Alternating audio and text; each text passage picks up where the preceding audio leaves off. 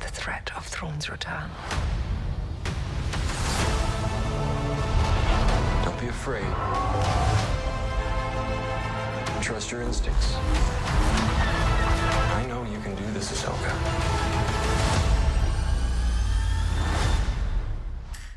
Welcome back to the Cinema Club podcast. My name is Christopher Amick, and I will be your host for today's episode. The Cinema Club is like a book club, but for movies. Every episode, we invite one member of the Cinema Club to be a co-host for the episode who will choose a movie or television show and join myself or Nick on the podcast to talk about the film or episode. Today, we are covering the TV miniseries Ahsoka on Disney+. And I am again joined by both Adam and Mark as we dive into episode 7.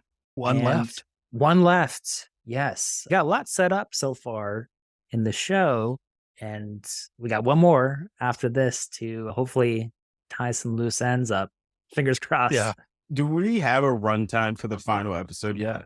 I haven't seen one. I'm sure somebody leaked it by now. 40 minutes to an hour and 10 minutes is what my assumption is, somewhere in that range. I feel like it has to be long. Well, how long was the first episode? Because that one was longer, right? I think if we got like a 50-minute episode, that'd be really nice to cap things off. I hope so.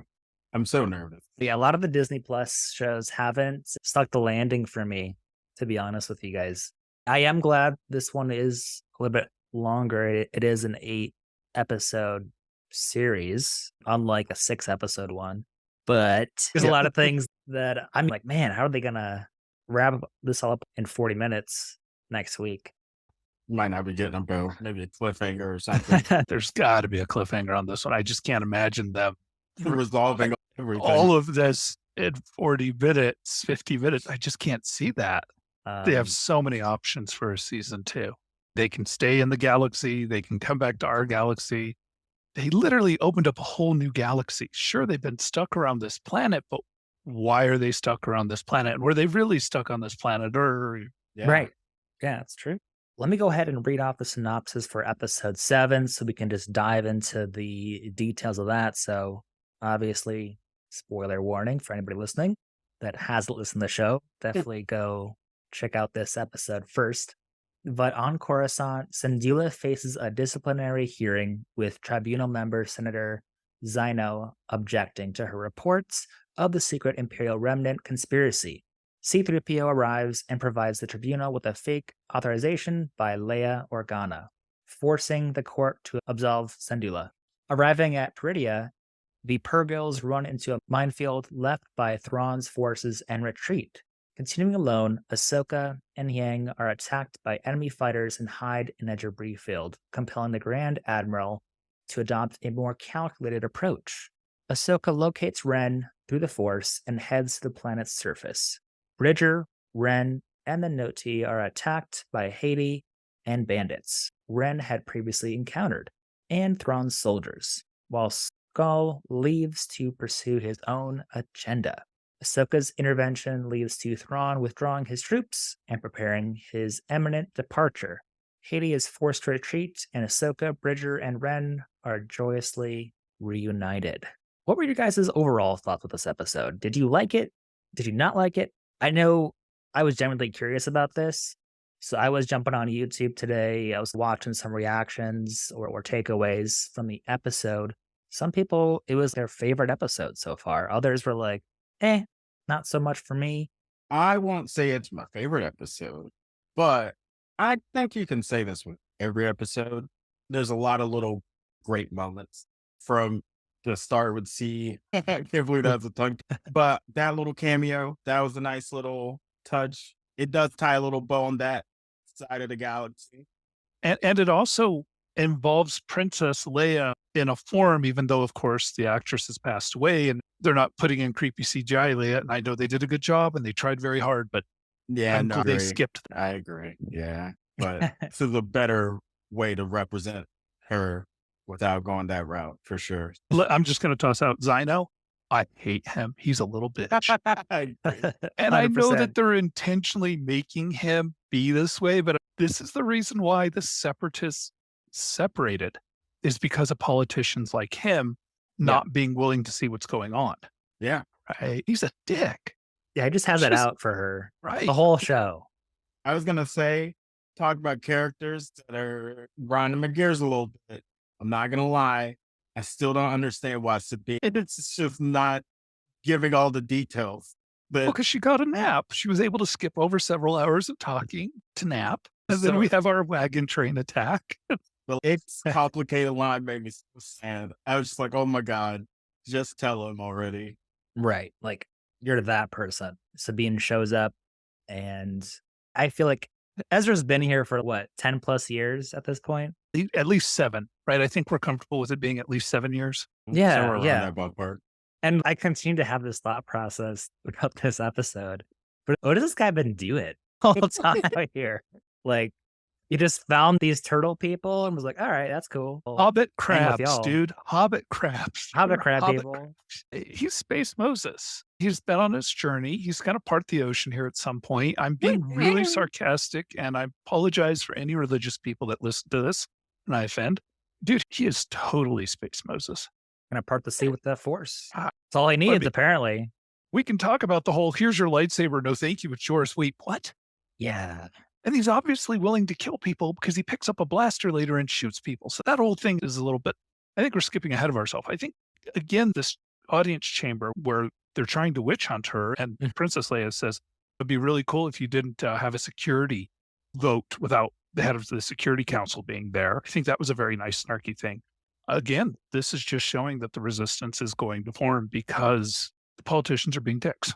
Yeah, not all of them, but it seems like a good number Yeah. that are in major power are doing so. We've gotten information on Leia doing things. I wanted to ask you guys, do you think we're going to get to see Leia in some form in the future in the Star Wars TV shows or movies? Do you think like her daughter would come in and play Leia or something? Because I think it's cool that we're getting her involved, but it'd be cool if we were actually involved with the character as well. So, okay, I'll just be fully transparent.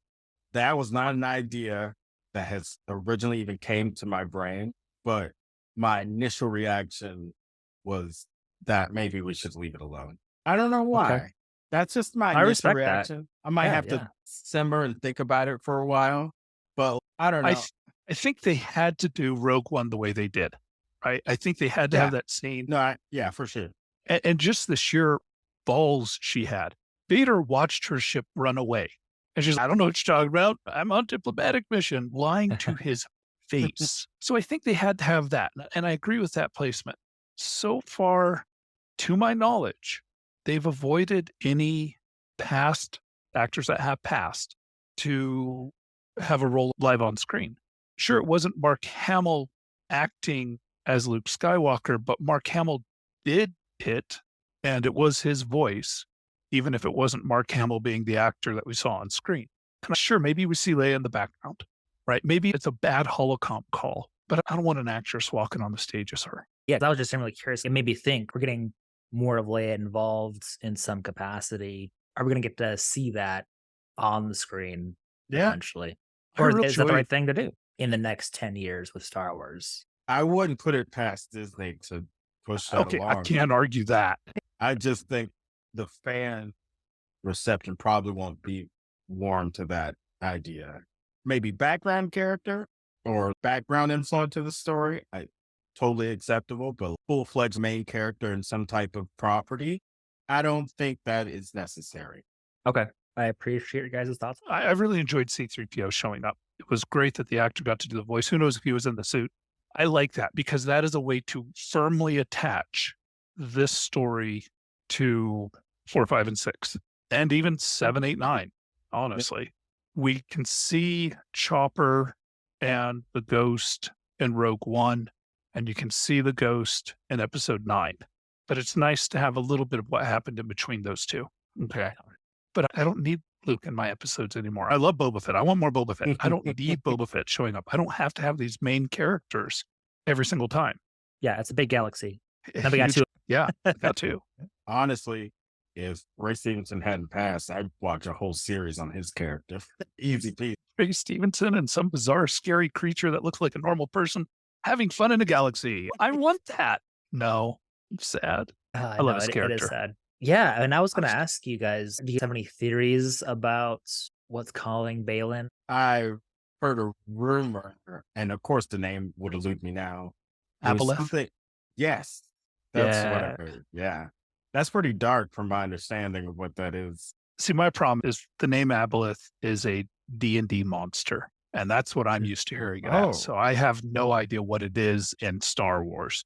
And in D&D, it's an octopus, whale, carnivorous thing that basically controls people deep underground and does horrible, awful things. And even the big bad monsters underground in D&D, like Trow and Illithid, avoid them, is how nasty and scary these creatures are. I have no idea what it is. yeah.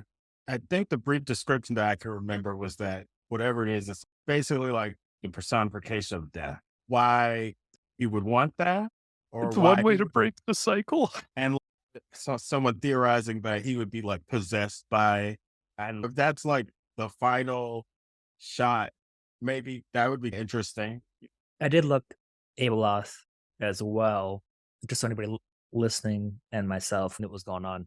According to Google, it is a powerful dark side entity from Legends. And so I guess in this theory, Balin Skull's being called by this entity. There's a lot of shit going down on that planet. You got the witches, there's a lot Yeah. of dark energy. But on the other hand, it's a huge graveyard. Okay. And just in traditional European mythology, graveyards are evil places, right? Because vampires, Mhm. ghouls, gas, all that stuff. I don't know if you guys ever got these stories growing up, but the elephant graveyard used to be a huge thing for pulp writers back in the 20s, 30s, 40s. And before that, because people were trying to find where all the elephants went and died, because that would be a massive amount of ivory, which would make people rich. Okay. Yeah. King Solomon's mines, the golden cities that Cortez was trying to find, all these are the same idea. Here's this treasure place. And the fact that it's a giant, huge graveyard surrounding this place, yeah, evil, scary, but also potentially could make you rich. Okay. With all these bones and stuff, because if the ribs of a whale can get them through hyperspace, can the ribs work in your ship? How did they create their ships? What did they use?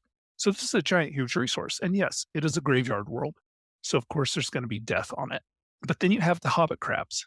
And if they were creepy, scary Ewok things, I totally agree with the fact that it's a horrible, dead, awful world, but they're not. Yes, I hate Ewoks. Sorry. Every chance I get. They're hobbits, and hobbits aren't evil. And that's what these dudes are. My kid made a crack when the Wolf Riders all showed up. He's, oh, look, there's the orcs on the wargs going to attack the hobbits. It is very fantasy feeling on this Yeah. planet.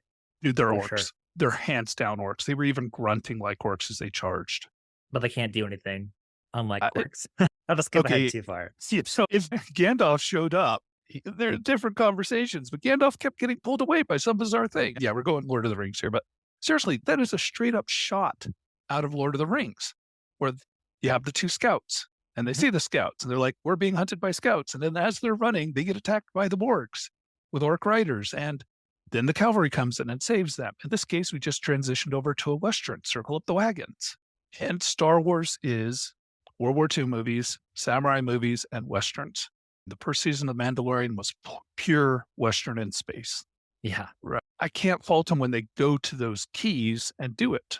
On the other hand, it's really weird watching them circle up the wagons. And it is a galaxy even farther away, but it's still one of those things I just don't expect to see on a Tuesday night. Quick question with the stormtroopers. Yeah. There's a rumor, speculation that those stormtroopers are people that were once dead but now resurrect. They're undead, right? I thought they were going to be. Because some of them died, right? And Yeah, kind of just died normally. And they didn't have the smoke. They didn't Yeah. have that weird thing like Martok had or the Inquisitor did from the animated with the Ahsoka. Did either of y'all think they were undead though? We talked about it last week, Yeah, actually. last Yeah. week, Okay. straight up, Yeah. hands down, I thought they were all undead and that Thrawn's actual living crew was buried deep inside his Star Destroyer to keep him alive. Because it doesn't make sense to me to use stormtroopers to transport cargo. That's not Yeah. what they're for. I am suspicious that maybe Captain Enoch might Yeah. be resurrected, though. For Looking- sure. I wanna know I still more want about that him. theory. Yeah. I enjoyed the red and white, the aesthetics of that. Trooper armor, though. I thought that was pretty Oh dope. yeah. They have Oh, we're done. still cracking jokes about it on the costume side because it's like, oh, look, red duct tape, and we have a new costume. That's true. But I the feel like armor's they've done this. cool. Yeah, I Sorry. feel like they've done the stormtroopers this series. Still can't shoot, but they look Hey, dope. one step at a time. One step at a time. So the little drop ships they used, the first time we've seen them live action, they were in Clone Wars. Coruscant had them for their police. And then, of course, they were used several times in Rebels on Lothal. So it was nice to actually see them live action. I was very surprised at the number of stormtroopers they were able to get in those clown cars, because on the ship, you see about 8 guys get in, and then it makes a motion that the doors are closing and they're leaving. On the ground, if you count the little hexagons, when Thrawn and what's her name are watching the battle, there's 16 per. Oh, That's a lot of dudes to cram in an armored personnel carrier. And that made up for Squeeze in those there. sheer number of stormtroopers we watched die. That was fun. But yeah, there were a lot more stormtroopers in that battle than near the end than I expected there to be. We're all over the place this episode, aren't we? We're picking No, the I- individual spots. I feel like this episode almost bounced around a lot, though, too, to be honest with you. If we go in chronological order, we had Ahsoka arriving at Peridia and the Purgils running into that minefield, which I thought that was visually really That was cool. cool. Yeah. Yeah. And we had talked about last week how are they actually going to be shooting at these whales? So I thought it was Yes. really cool that we had that whole minefield left by Thrawn's forces. You realize what a massive expenditure of assets that is? This is not me being weird. Or, well, okay, it is me being weird, but to put a minefield around an entire planet at that distance, the sheer cubic kilometers we're talking about is hundreds of thousands, millions of bombs. Now, those weren't small bombs. Where the hell did they put them? Yeah, the ion science big, but where did it put all those damn bombs? Maybe they store really nicely, fold down. Pull down, or maybe they knew what direction they came from, so they mined that direction and they didn't do the rest. That's what I assumed. But That's yeah, still a I don't know. massive expenditure of effort and equipment That failed. for not a lot of return. It was pretty though. Yeah, it seemed the whales did okay overall. We yeah. didn't see well. any floating bodies. There seemed like no casualties. They're just like, oh, this sucks. Let's get out of here, guys. Wait, let me spit this out. Okay, we're out. And I did really appreciate them using the whales for cover. I'm like, wow, you guys are not the good guys. You're not the good guys. There was the wall where on the ship, she'd done her training and she's putting away her stuff and all those lightsabers and all the equipment. That was pretty. I didn't get to see that very long, but I did rewatch it a couple times and I'm like, I need that wall. And my wife's, you have that wall. It's like, okay. I did enjoy seeing the training recordings Mhm. of Anakin. Oh, that was good. Definitely. I don't know if they de-aged him or not, but it looked great. And then it was really cool. I thought that we are getting to see Hayden Christensen again really Yes. do a nice job playing Anakin. Yeah. I loved it. Keep them on my screen. Keep it Spots. coming. I will say that Ahsoka and Huang need to get a murder bot.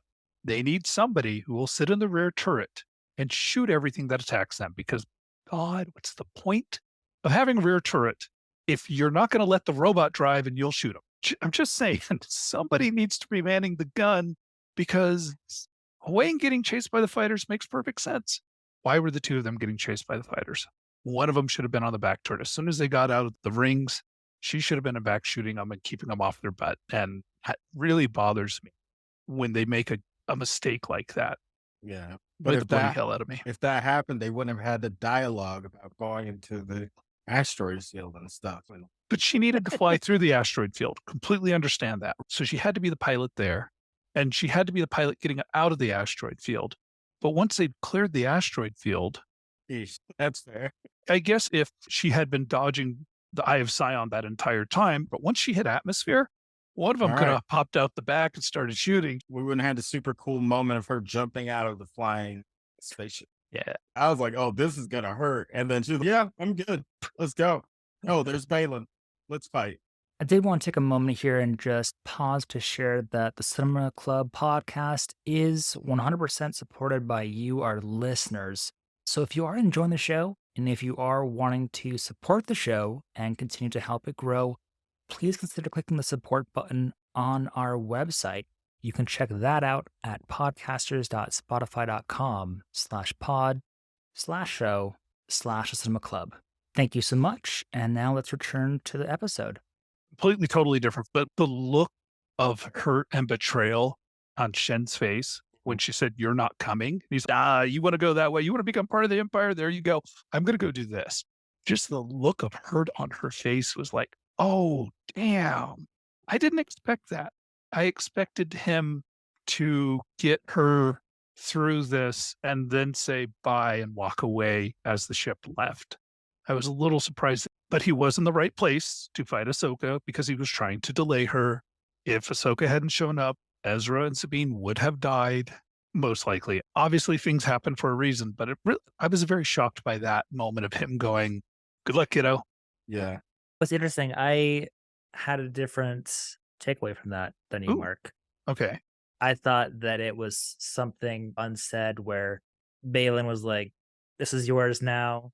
You got this.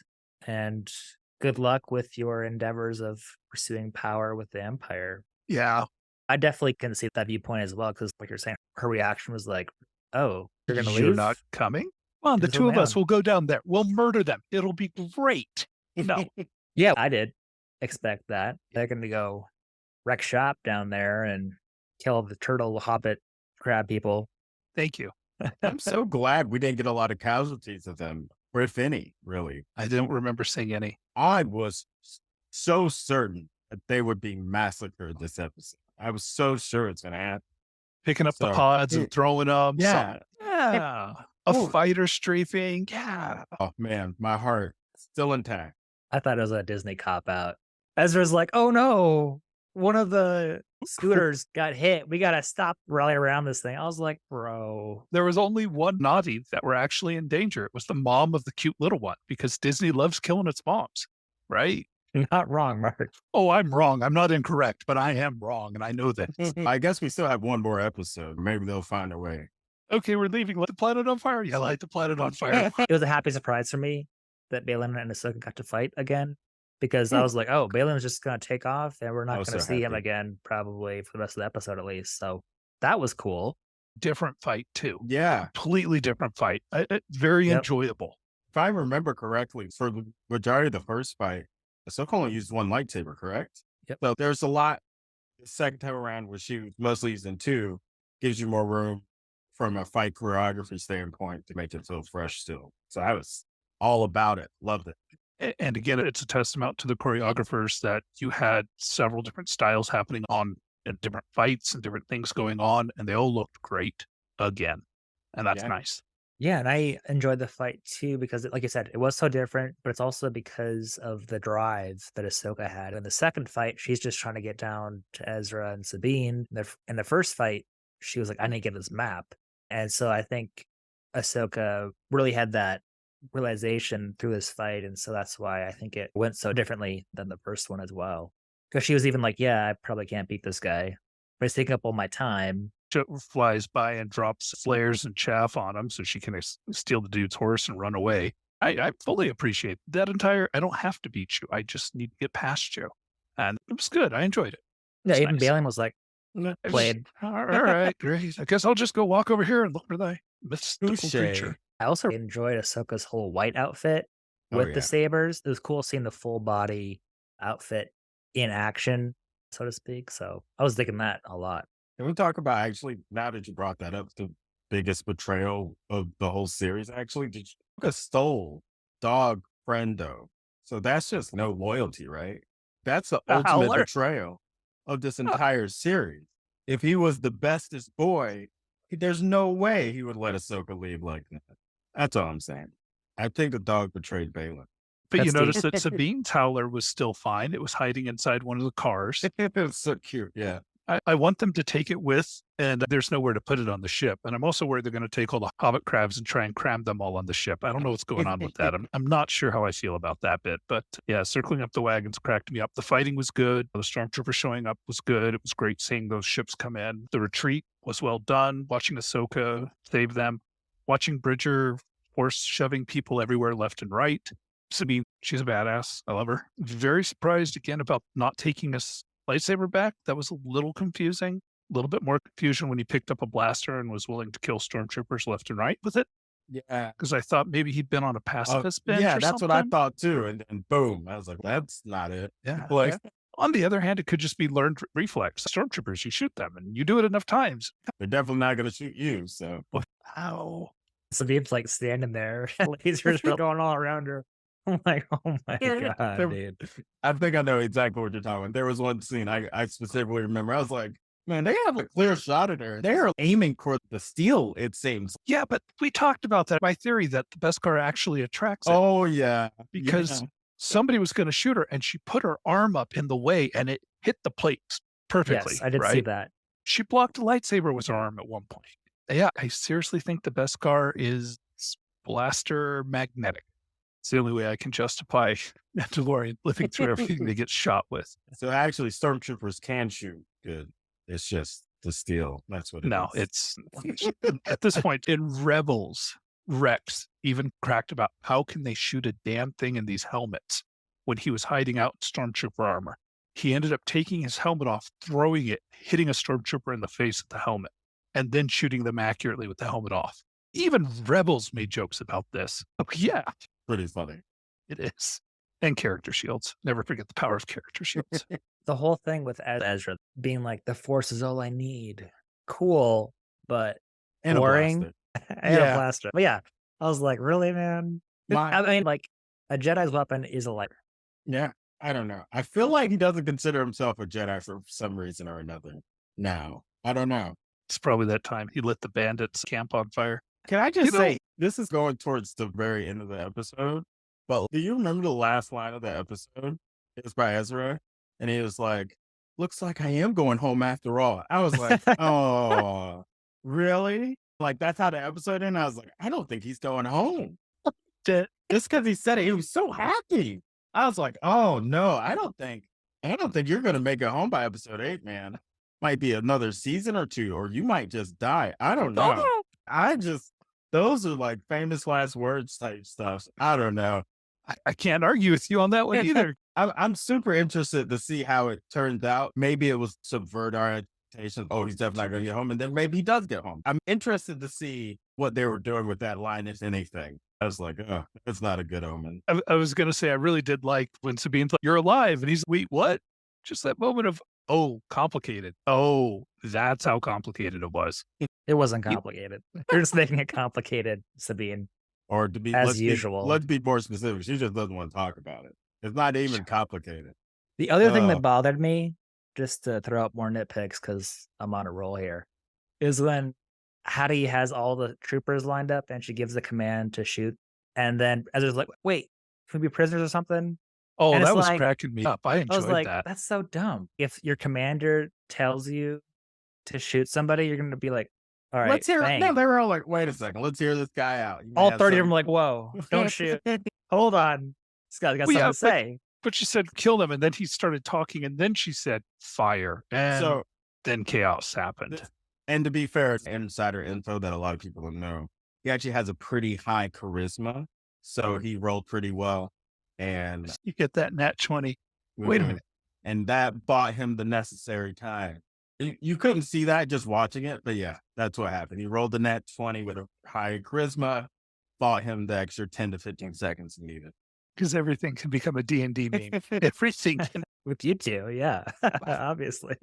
So Han Solo going on the Death Star, everything's fine here. How are you? Has been used by more game systems than I care to think about as an example of high charisma, rolled a natural one. He's got charisma. He can talk to you. He can sell you painted starship parts that have been buried for 100 years. And you don't want this starship parts painted. They're not supposed to be painted. You know, vinyl siding for a brick house. He can sell you vinyl siding for a brick house. And then he goes, oh, no, we're fine. Radiation leak. How are you? What's new? He rolled a 1. He just botched it. But yeah. Yeah, that was the explanation. I know it probably didn't make sense, but yeah. Yeah. High charisma, nice roll. Something I did enjoy, though, just to go the opposite way, is I've been worried that Shin is going to go to the light side in this show. And Nah. it's looking like she's staying a baddie. She got her opportunity to change sides in this episode, and she did not take that. So I was happy about that. I had faith in her that she would stay on the dark side. I totally wanted to ship her and Ezra having a moment and doing that like over the top romantic kiss Oh, no. while Sabine's standing there going, man, and Ahsoka popping up going, oh, I'll be over here. I wanted that moment just because it would have been so wrong on so many levels. I wanted that. I'm hoping she has bigger presence. There is a season 2 announced, I believe, right? I believe that's what we saw last week, is that Yeah. season 2 had been greenlit. So I'm just hoping she just gets more screen time moving forward. Maybe become a major antagonist moving forward. That's what I'm hoping. But they are playing around with it. Seems like of her twitching sides a little bit, a little bit. That makes her more interesting I guess. because she's not supposed to be a Sith and she's not Yeah. supposed to be a Jedi. She's supposed to be something In between. else, right? And Ventress is a great example of that. She was a Sith. She ends up being betrayed. She goes off on her own and she ends up having an adventure, becoming a person, becoming more well-rounded, but still being able to grab a lightsaber and throw trucks. I want that same kind of character out of Shin. I think that's fair. I have faith in the writers. I think to continue making her an interesting character. Yeah. Speaking of writers, I believe, strike is now ending. Yep. Not the actors, but No. the writers. Hey, get on season 2. I hope everything worked out on the strike for everybody. I honestly do. We need the writers. They do all the crap that makes us happy, good and bad. Think about how many horrible films would not have existed if somebody hadn't said, this is a great idea and wrote it. And a director hadn't read it and said, this will be the best thing ever, and then made it. And how much cocaine would not have been ingested in the 80s and 90s in LA that resulted in all those amazingly awful 80s and 90s movies we absolutely love and hate. I can't even keep it going. I'm sorry. But we love our writers. Yes. They're amazing people. They do great things and they make our universes that we get to enjoy. Yeah. 100%. When it comes to shows, I feel like the most important element of a show in terms of continuing and having multiple seasons, because I guess that's what's viewed as what creates a successful show. Obviously, you need the correct actors to act out the writing, but I feel great actors cannot make bad writing good in most cases. There's a few select moments in time where there's exceptions to that rule, but generally speaking, good writing with a great performance is what's necessary to make a good product. I can't even think of a situation where bad writing was superseded by great acting, but because you never hear about it. You might hear about how this guy made this character his own and that brilliant performance is because this is how he did the character. I think the writing is the foundation of the entire story. You have to have good actors. You have to have a director. He's the foreman who does everything and makes sure it all happens. But you have your camera guy. And I've seen great stories with people who didn't know how to run a camera and it's ruined, right? I've also seen complete total trash that is the most beautiful thing to watch because their camera guy was an artist, right? So it's a lot of things that go into it. Your VFX artist, your sound department, your costume department. Can you imagine Star Wars if it didn't have the amazing costume department? Even this show, Every everything single about the costume is beautiful. Yeah. Oh, stunning. I mean, they obviously stole the Hobbit crabs costumes from Lord of the Rings. Right. Wearing waistcoats, guys. They're wearing waistcoats. I think I only got to episode 2 of that show. And I love Middle Earth, but I was having a hard time with that show. So I do have to jump back into it. I think I made it 5 episodes in. You didn't finish it either? No. Oh, okay. I don't feel bad anymore. I watched The Wheel of Time instead, and I'm enjoying that more. And I'm on the 2nd season of that. And the character I like the most, I now absolutely loathe. So I'm not sure how I feel if I'm going to keep watching it. We were talking about first season versus 2nd season, right? Mhm. And a lot of times your first season's awkward because, A, it's the writers figuring each other out. It's the directors, it's the actors, it's everybody figuring out what the hell's going on and what the tone's going to be. Usually I would say your first 4 episodes are your most awkward with whatever the rest of the season is. Works pretty well. And by the time you get to the season finale, well, this is everything you want out of a show. And then usually your 2nd+ seasons are better. The shows that get us multiple seasons. This one, it hit the ground running. I still think that episode 3 was the weakest of the episodes so far, and it was also the shortest. And I'm not sure if it had another 15 minutes of space combat, if I would have considered it more, because I would have been happier because there were more space combat. This one had space combat, not nearly as good as the 3rd episode. The writing's been solid on this. I did see one more CGI thing that made me twitch, but again, it's because we hold this to such a high standard. When the wagon trains were moving, the CGI where you were looking at the ground of the wagon trains Oh. was very sharp. Again, on a normal show, wouldn't have even bothered me. But because the The CGI in bar this is so high. so high, which is unfair, that I'm nitpicking on something that I wouldn't even twitch on another show. But wow, how amazing is it that it's that high?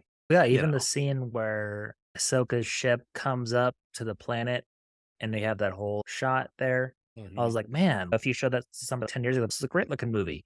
And this is TV. It's higher budget television, but this is TV. That's awesome. I know you were mentioning episode 3 is the one you probably, if you had to pick, you just like the Yeah. most. I feel it's the weakest out of the 7 episodes so far. Okay. Yeah, I would agree. I would probably have this episode as my runner up though, personally. Yeah. You would? Okay, we're all in agreement. Cool. Because some people on the internet were like, this is the best episode ever. I didn't have that takeaway from it, which is fine. Yeah, but Yeah, the people not- that weren't saying that the last episode was the best episode ever were obviously wrong. Episodes 4 and 5 have been my favorite, honestly. Probably episode 4 if I had to choose one, to be honest. I just felt that was such a well written, tight episode. I loved everything about it. Watched it like 3 times. Yeah, it was the lightsaber fighting. Yeah. That was just so amazingly well done. But we're not quite there on the reminiscing bit. That's next week. Yes, let me get to look back to whole 8 episodes. Something that I'm hoping for on this last episode is that Thrawn gets a definitive win. Because he's been like, all right, yeah, these guys can do whatever the hell they want over there. We're going to bounce. So I'm interested to see in this last one how things all pan out. But I definitely want to see Thrawn get a W as well. A definitive, oh shit, he's a bad guy. He's like the new Thanos of the Star Wars galaxy or whatever you want to call it. I'd like to see that. I still don't think that they're going to make it back to the other galaxy in next episode. There'll be a cliffhanger. The ship won't work. There'll be something. I don't know. Who knows? I think they are, at least for this episode and the beginning of next season, they will be in that galaxy. That is my prediction. 2 questions. Do you think anyone will die next episode? And if so, who do you think is most likely? I think one of the Night Sisters is going to die. I don't know which one of Oh. the 4, but there's 4 of them. We can lose 1 or 2. As long as it's not Claudia Black. As long as she's not the one that dies. I don't think they'll kill off Enoch. I can't imagine they'll kill Thrawn. They can't kill Ahsoka, right? I don't think that's happening. I can't see him killing Ezra. I can see somebody being injured again, right? I think Morgan Elsbeth might get killed. Yeah. I can see That one would not surprise me. I'm going to go out on a limb. I'm just going to go with my gut. I think Ezra might not make it. We'll see. But that's what my gut's telling me. I don't know how we get there. That's my intuition speaking. I can't say it's 100% reliable. Are you thinking he's going to die, or are you thinking he's not going to leave? So let me be clear. I 100% don't believe he's getting home, but Not after that comment. Got Yeah. it. Yeah. Yeah. and I think there's a small chance I could see him dying. I heard this crazy theory that, if true, I don't even know how, was that like this version of Ezra's a creation from Thrawn somehow, and this was all a big diversion. That hurts my head, but that was just a random theory that I saw on the interwebs. Why? I don't know. I'm leaning no on that one just because he went back for that turtle thing that got shot down. Oh, really? The whole group? We got to go back for the yeah. homie. Yeah. It's interesting though if the Night Sisters created their own little Ezra and sent him out there or something. I could definitely see how that would be interesting, but I don't think that's the case. He doesn't look dead. Yeah. Just- You know who I think might bite it is David Tennant's Quang robot. That's just because I you could see cannot that. stand his name. That's the only I reason can't you're pronounce saying his that. name. I literally just say the David Tennant droid. I think it's a great droid. I think it's been awesome. I forget it's David Tennant the whole time. And his Um, sarcasm's great. Oh, yes. I love it's it. dry. It's great. I enjoy that. Yeah, but I would say Quang, Morgan Elsbeth, potentially Shin Hati. I don't know. I'm hoping Shin makes it because I really do like her character a lot. I think Morgan Elsbeth is probably my number one, though, to get offed because Thrawn doesn't need her anymore. Yeah. My bet, one of the Night Sisters, I'm not sure which one. I would not be surprised if there had been shot a scene where Balin finds something, and then there's that classic horror You see him in the distance and something rushes up to his face and it cuts to black. Before his passing, I would have expected that to happen to him. So that way in future episodes, you'd be wondering, is it really him or did something happen to him? They might not do that now, but it still wouldn't surprise me if there was that questioning of, did the character die in the end of next episode? Yeah. I think it's just going to be one of the Night Sisters. I seriously think it's just going to be one of them. I think there would be such a huge outcry if Ezra was killed. I don't think he's getting home. Hands down, I do not think he's hopping on the ship and going for the ride to Disney World. I think he's going to be stuck. But I don't think they'll kill him because, man, it's a whole lot of angry, unhappy fans for something like that. Yeah. It's probably just me desperately wanting this finale to have some serious emotional weight behind it. And I don't know how you get there, but if it's done, it'll be a really impactful moment that propels people to want to see what happens next. It could also tune people out, but I don't know. I want it to have emotional weight by the end of this. Actually, I don't think anybody's making it home. Yeah, I think that's possible. Because where was Ahsoka during the rebellion, right? Because we never actually see what she did from Rebels to now. Okay. Where was Ahsoka during Kylo Ren and the Knights of Ren? Where was Ahsoka during the rise of the First Order? Making too much sense, Mark. Right? I really think the whole new galaxy thing is going to be an entire splinter for them to go off of so they can create Star Wars books, films, and movies that have nothing to do with the Holy Trinity. And I say that sarcastically because, dear God, people are rabid about it. It would definitely give the writers a hell of a lot more freedom to just write their own stories. I can see that. Yeah. Making sense, Mark.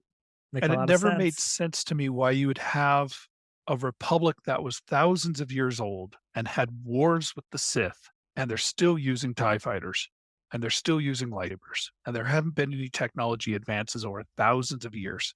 If you look at the old Republic stories and video games, yeah, maybe the ships are a little bit smaller. Lightsaber's still a lightsaber. Blaster's still a blaster. Mando armor is still Mando armor. And it feels very stagnant when you look at the arc of how long this is supposed to have been. And very cyclic as well, which Balin's talking about, how it's just constantly cyclic. And it builds up and it gets destroyed, and builds up and gets destroyed. And I think this is a way for them to break out of that and have new stories and find new lost worlds and do all the fun, dumb exploration. Oh, look, it's a temple. It's not a Jedi temple, but look, it's pretty. I might be wrong on this, so definitely correct me here. But didn't the Jedi come from this galaxy originally? Apparently everybody did. Okay. The Jedi and the Sith and the Night Sisters. And I almost forgot, a Jedi survivor. Somewhere where you're at, there's a wall with a whole bunch of hieroglyphic-looking text. Okay. It is almost a perfect match for one of the walls they're standing in front of on the planet. Okay. Okay. I've looked at the pictures. They're side-by-sides of them. And I think in Jedi Survivor, he was on a Night Sister world when he found this temple or tomb or whatever it is. So again, it's reinforcing those connections between the two galaxies. But yeah, I think everybody took their bat and their ball and they ran the hell away from that galaxy because of reasons. I did not catch that because I've only played the first game, Jedi Star Wars Fallen Order. I haven't played Survivor yet. Definitely want to. That's cool though. So the same hieroglyphics. I'm going to see if I can find it real quick. Oh, the ancient Zepho script. Zepho script? Yes. Okay. I'm going to text you guys a picture. That's cool. And with the script, is it something in Survivor that is hinted at being from an older temple or something like that? Or you know? I think it's a Night Sister's tomb, which means it also could have been a temple. Okay. Yeah, that scene, that picture. So, end of the day, they got more stuff to play around with, is what we're coming to the realization of. I like that they're spreading this. There's so much stuff, right? How long ago was that video game worked on? Yeah. And here's a random wall that, I mean, sure, it could be a random wall. I don't think he just does crap like that. Yeah. Has a purpose in some way or form. Anyways. Yeah. To kind of wrap up our thoughts, as one of the episodes that it sounds like the three of us, if we had to rank them, would be more towards the bottom than the top. It definitely didn't sour or take away from my excitement about the show, personally. I'm still tuning in Tuesday, 6 p.m. PST. Yes. for the finale. Which, yeah, we were talking about earlier. Hopefully, it is a little bit of a longer episode. I'm hoping at least 45 minutes. Yeah. That'd be nice. I'm gonna be real sad if I tune in and it's 30 minutes or something like that. Hey, if it does a whole lot in 30 minutes, Yeah, if a lot of shit goes Okay. down and they do it right, maybe it will be like, oh, let's just blow up the Star Destroyer and now we can't all go home for one reason or another. Yeah. Maybe that'll be the end. if there's a lot of things they can do with it. I'm very excited to see. This is an enjoyable episode. There was absolutely nothing bad or not well done in the entire episode. And it's weird to put a not bad episode as what's my second least favorite episode. It's odd to actually say that for something that was all on its own a really good, fun, enjoyable episode. Just a I just want testament more. to all the other episodes. And how high they are. Yeah. Yeah, very true, Adam. With that being said, thank you both so much for hopping on and diving into episode 7. I'm excited for next week and the season finale. We got a lot of emotions riding on this, so I'm excited that we're going to be able to dive into that in detail in a week. So catch you all then. Thank you. That'll wrap up this episode of the Cinema Club. If you have not already, feel free to join the Cinema Club Facebook group at facebook.com/groups/cinema-club-TCC. And you can always listen to the podcast anywhere podcasts are found on iTunes, Spotify, Stitcher, Google Play, and anywhere else you hear podcasts. Please consider also leaving us a review on iTunes. It really does help us reach more listeners. And also feel free to invite more new members to the Cinema Club podcast if you are enjoying the content that we're putting out.